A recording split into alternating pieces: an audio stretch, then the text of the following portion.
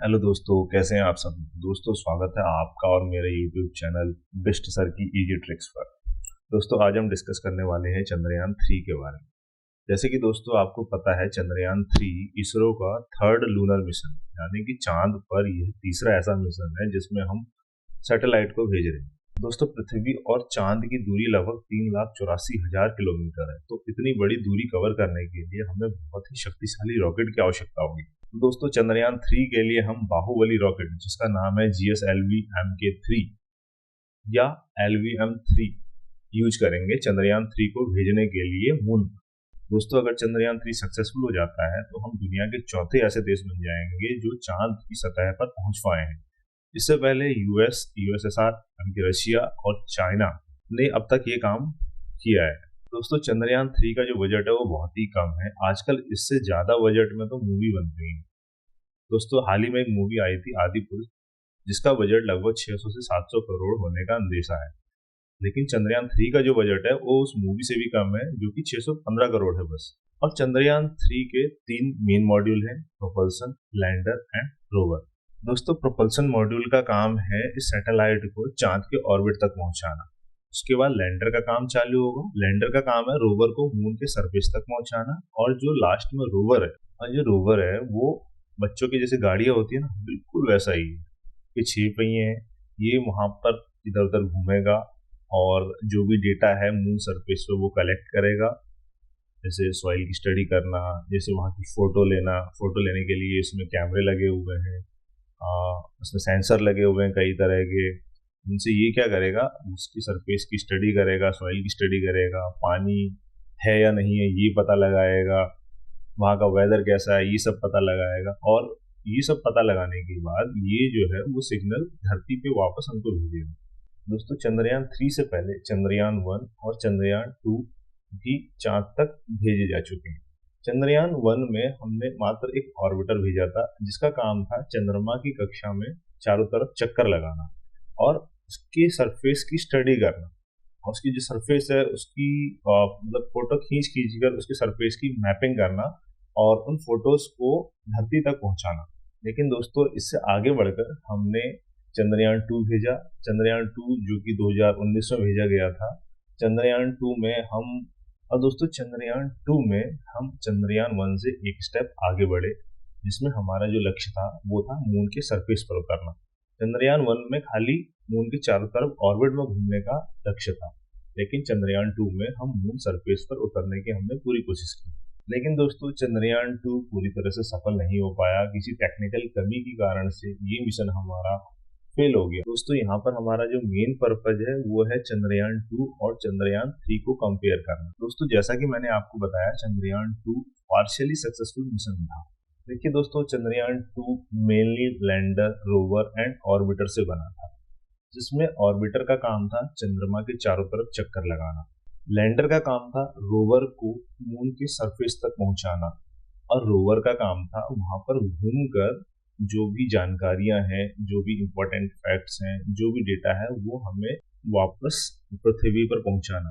लेकिन दोस्तों, उस टाइम पर कुछ टेक्निकल ग्लिच होने के कारण से, कुछ टेक्निकल खामी होने के कारण से, जब हम मून सरफेस पर उतर रहे थे तो जो हमारा लैंडर था, जब मून सरफेस से जस्ट 400 मीटर ऊपर था, तो उससे हमारा जो कम्युनिकेशन है वो ब्रेक हो गया था, जिसकी वजह से उसकी जो लैंडिंग थी वो कंट्रोल लैंडिंग नहीं हो पाई और वो क्रैश हो गई।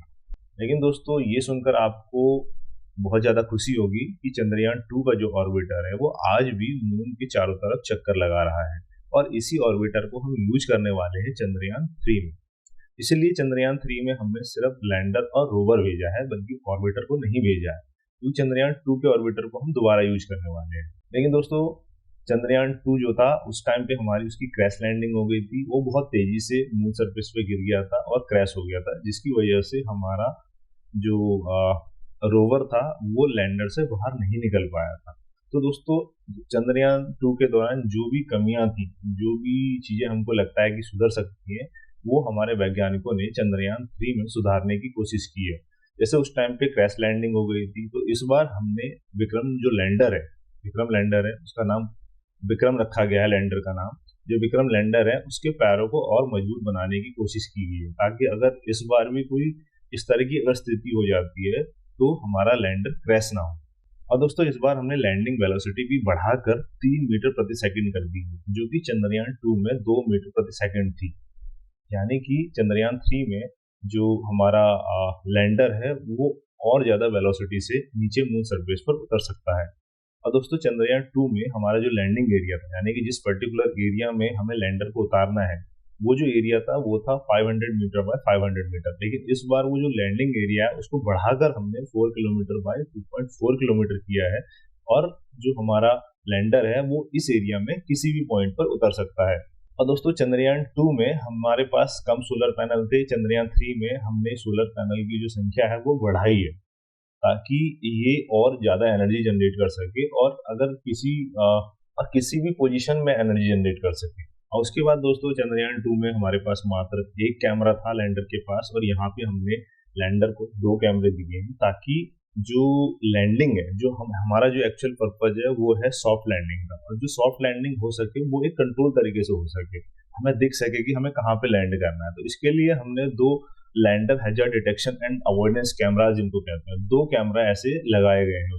चलिए दोस्तों आगे बढ़ते हैं। अब दोस्तों अब हम बात कर लेते हैं launch date, time and place की। दोस्तों जैसा आपको पता ही होगा कि चंद्रयान 3 की जो लॉन्चिंग डेट है 14 जुलाई 2023 थी। लॉन्च टाइम 2:35 भारतीय समय अनुसार, और लॉन्च प्लेस जो था वो था सतीश धवन स्पेस सेंटर श्रीहरिकोटा, जो कि आंध्र प्रदेश में स्थित है। और जो एक्सपेक्टेड लैंडिंग डेट है मून सरफेस पे वो है 24 अगस्त 2023। तो दोस्तों 23 या 24 अगस्त 2023 को हमारा जो लैंडर है वो मून सरफेस पर लैंड करेंगे। लैंडर जैसे नाम से ही आपको पता लग रहा है कि ये लैंड करेंगे।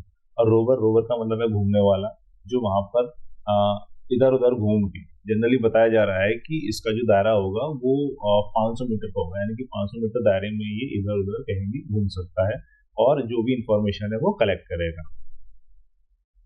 आइए दोस्तों हम चंद्रयान 3 भेज क्यों रहे हैं इसके बारे में डिस्कस कर लेते हैं। चंद्रयान 3 भेजने का हमारा जो मेन मकसद है वो ये है साइंटिफिक डेटा कलेक्ट करना।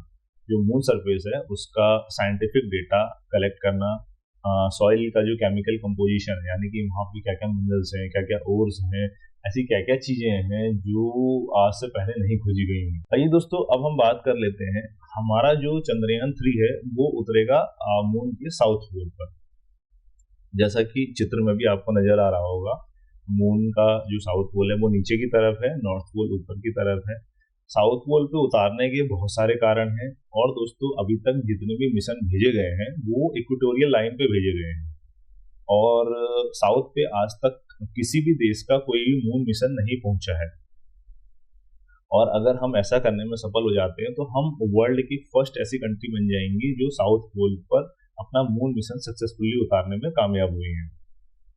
दोस्तों जो साउथ पोल है वो बहुत ही मतलब बहुत ही इंपॉर्टेंट है हमारे मून मिशन के लिए, क्योंकि वहां पर बहुत ही ज्यादा डीप क्रेटर है, बड़े बड़े गड्ढे हैं वहां पर।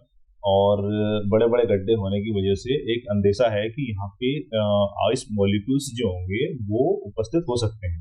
और दोस्तों यहाँ पे जो हमारा ये साउथ पोल है, यहाँ पे सनलाइट बहुत कम पहुंचती है, जिसकी वजह से हमारा ये मानना है कि जो वाटर जो है वहाँ पे वो काफी लंबे टाइम तक सस्टेन कर सकता है। और दोस्तों बहुत कम टेम्परेचर होने का एक और फायदा ये भी है कि वहाँ पे जो मिनरल्स हैं या जो अन्य सब्सटेंसेस हैं वो भी लंबे टाइम तक प्रिजर्व रह सकते हैं। और दोस्तों वैज्ञानिकों का ये भी मानना है कि वहाँ पे हाइड्रोजन की उपस्थिति हो सकती है, और कई सारे मिनरल्स की भी लार्ज स्टोरेज हो सकती है। तो हाइड्रोजन अगर वहाँ पे उपस्थित है तो ये पक्का होगा कि वहाँ पे पानी भी होगा ही होगा।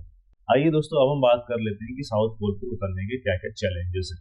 देखिए दोस्तों, ये जो रेड एरोज में मैंने दिखाए हैं आपको, ये है हमारी सनलाइट, और नीचे की तरफ साउथ पोल है। साउथ पोल पे बहुत कम सनलाइट पड़ती है, ना के बराबर सनलाइट पड़ती है वहां पर। और एक अंदेशा है कि जो टेम्परेचर है वो लगभग -230 डिग्री सेंटीग्रेड तक पहुंच जाता है। और दोस्तों इतने कम टेम्परेचर में किसी भी इंस्ट्रूमेंट के लिए काम करना बहुत ही मुश्किल हो जाएगा। तो ये एक बहुत ही इंपॉर्टेंट चैलेंज है। और दूसरा जो इम्पोर्टेंट चैलेंज है वो ये है कि साउथ पोल पर वेरियस आकार के और कई छोटे कुछ बड़े क्रेटर्स मौजूद हैं। तो जो सॉफ्ट लैंडिंग है वो भी ये मुश्किल कर सकते हैं हमारे लिए। आइए दोस्तों अब हम बात कर लेते हैं चंद्रयान 3 के जो कंपोनेंट्स हैं। दोस्तों इसको मैंने आपको पहली स्लाइड में भी बताया था, अब हम इसको थोड़ा सा डिटेल में दोबारा डिस्कस करेंगे। पहला जो इम्पोर्टेंट कंपोनेंट है वो है प्रोपल्सन। देखिए दोस्तों, प्रोपल्सन का काम है लैंडर और रोवर को मून्स की ऑर्बिट तक पहुंचाना, ठीक है। दूसरा है लैंडर। लैंडर को हमने एक जो अपना दूसरा नाम दिया है वो है विक्रम। विक्रम नाम इसलिए दिया है, ये हमारे एक मशहूर वैज्ञानिक विक्रम साराभाई को ट्रिब्यूट देने के लिए हमने इसका नाम विक्रम रखा हुआ है। और विक्रम का जो सबसे इम्पोर्टेंट काम है वो ये है रोवर को मून के सरफेस तक पहुंचाना।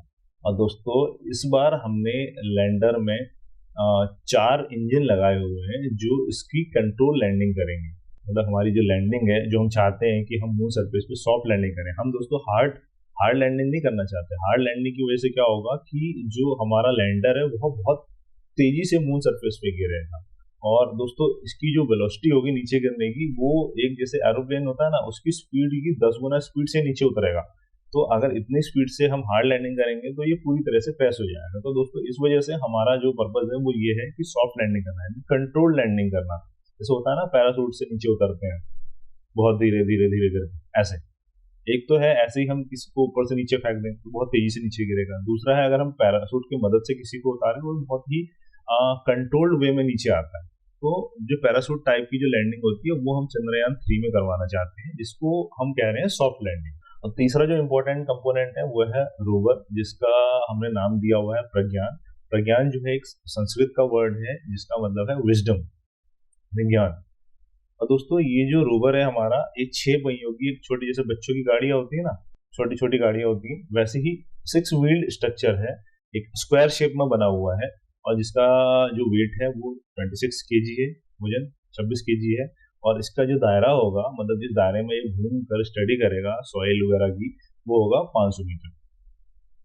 और इसका जो एक और इम्पोर्टेंट काम होगा वो ये होगा लैंडर के साथ कम्युनिकेट करना और ग्राउंड टीम के साथ कम्युनिकेट करना। मतलब जो भी सिग्नल होगा ये लैंडर और ग्राउंड टीम को भेजेगा। और दोस्तों रोवर का जो लाइफ स्पैन है वो एक लूनर डे है, यानी कि हमारी धरती के जो 14 दिन होते हैं वो एक मून के 1 दिन के बराबर होता है।